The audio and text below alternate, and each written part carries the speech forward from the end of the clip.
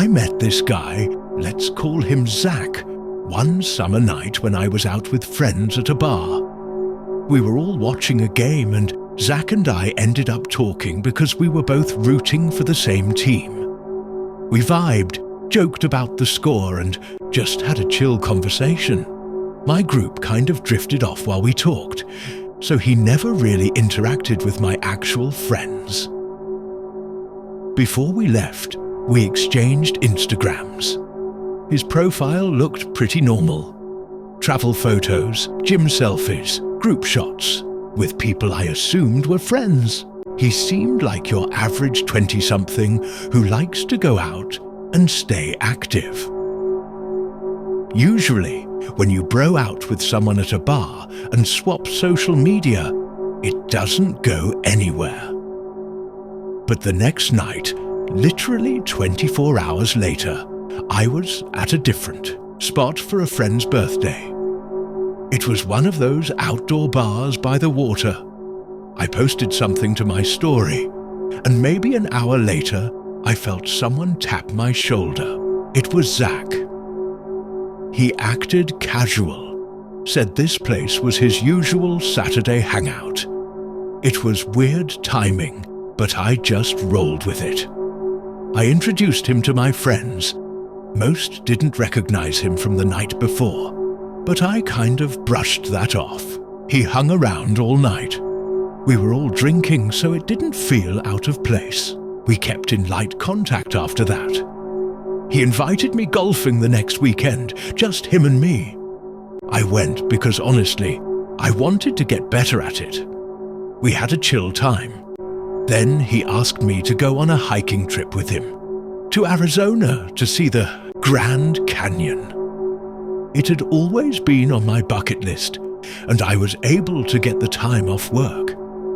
None of my friends could come though. Typical too broke, too busy excuses.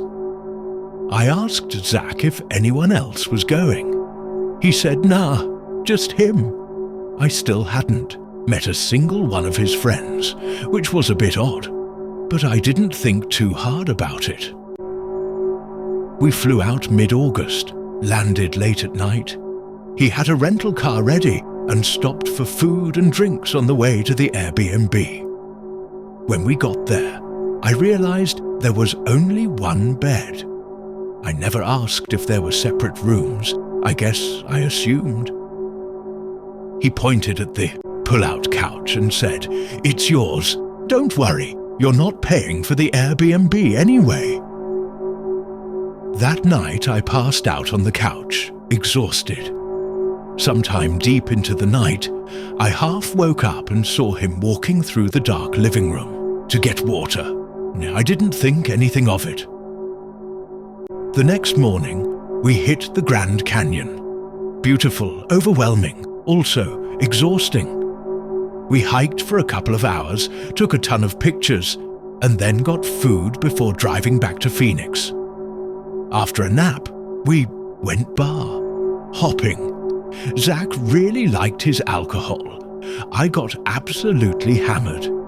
I barely remember getting back to the Airbnb, but I know I plugged in my phone and passed out.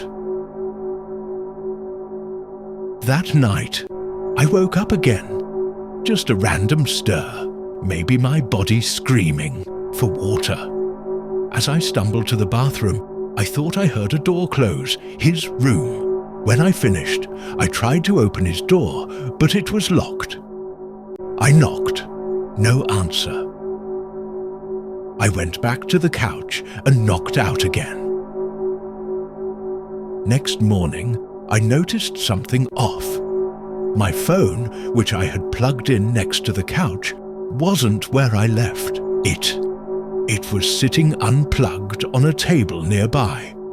At first, I chalked it up to being blackout drunk and moving it without remembering, but I still had this weird feeling.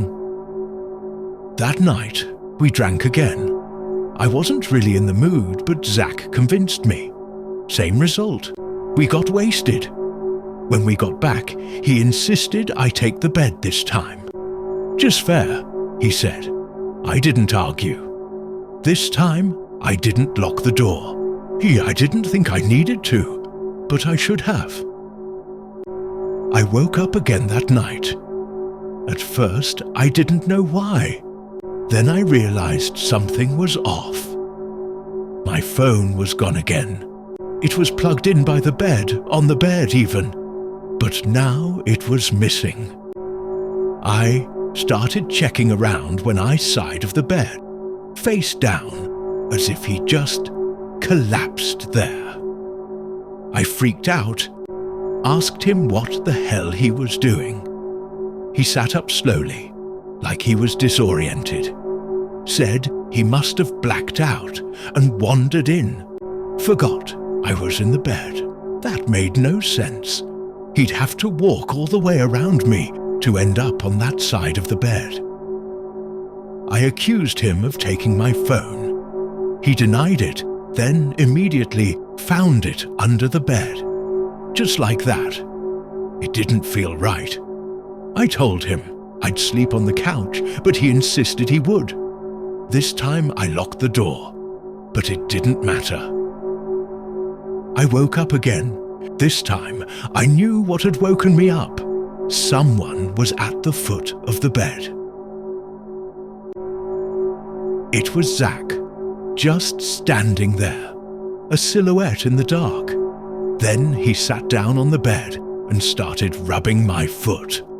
I screamed at him to leave. He didn't respond. I had to physically shove him off the bed and push him out of the room. I slammed the door and locked it. My hands were shaking as I packed my stuff. He didn't say anything, just sat on the couch watching me. Blank face, like an NPC in a horror game. I called an Uber to the airport right then, waited all night for the flight. I didn't tell anyone for hours, needed time to process it. When I finally told my friends, they said they'd always found him weird, that he probably came to that second bar because of my Instagram story.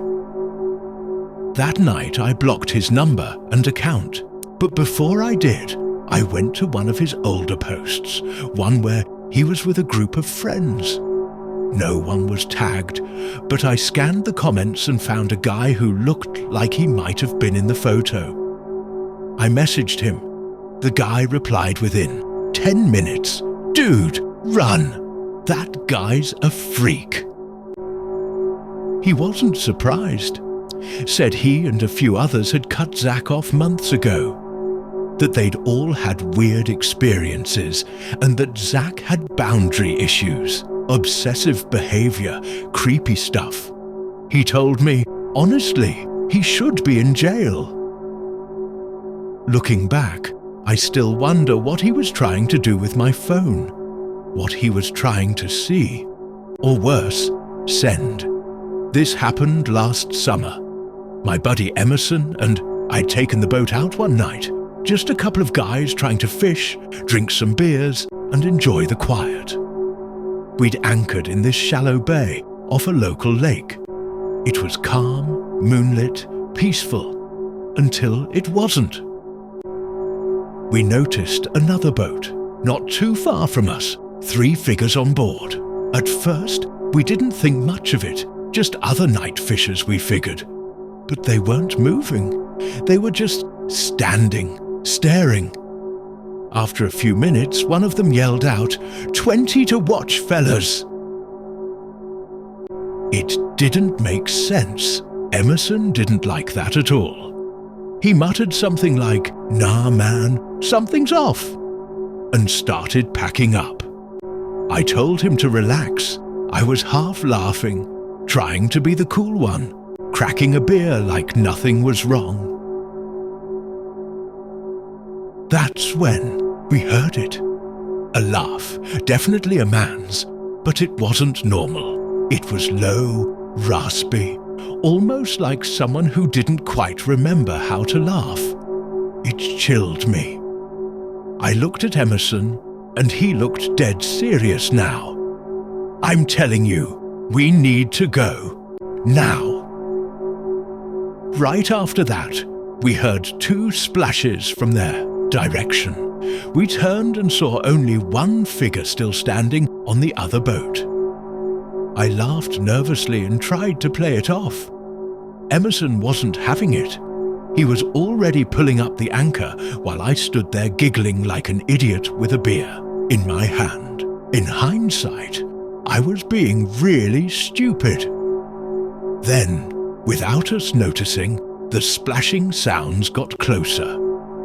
Emerson suddenly stopped what he was doing and just stared at me, anchor in hand.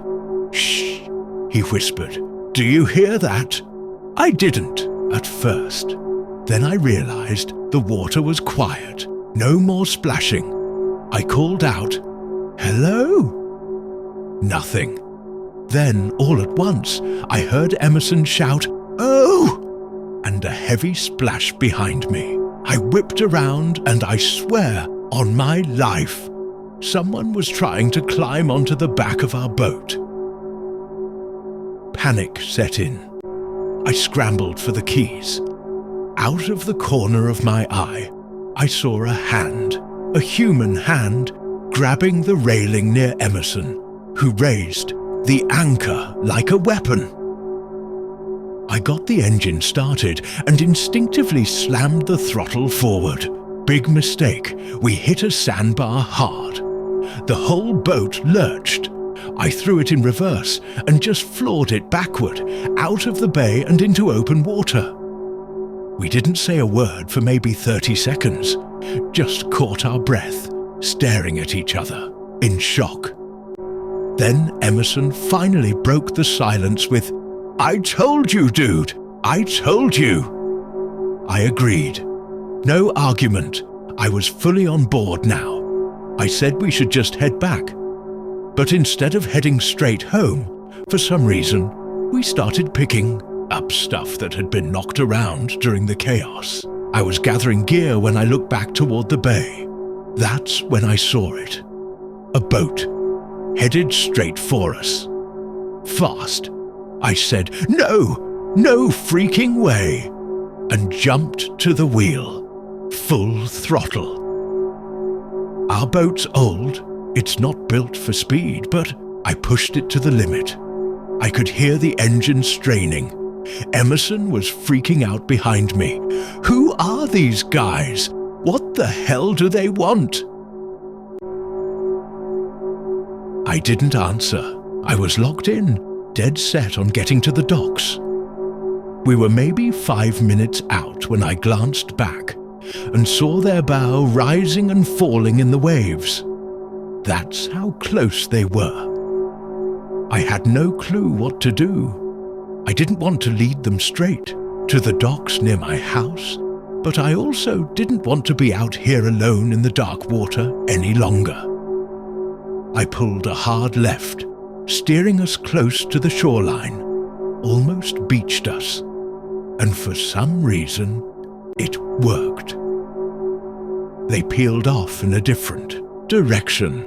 We didn't question it, just stayed on full speed until we reached the docks. Once we tied off the boat and saw there was no damage, we met up with some friends and told them everything. They were just as confused as we were. We started theorizing. Maybe it was some guys trying to rob us. Maybe they wanted the boat. Maybe it was something worse. The boat they were on, none of us recognized it. And out here, that's rare. I don't know who they were. I don't know what they wanted. All I know is this. If Emerson hadn't trusted his gut that night, we might not have made it back at all.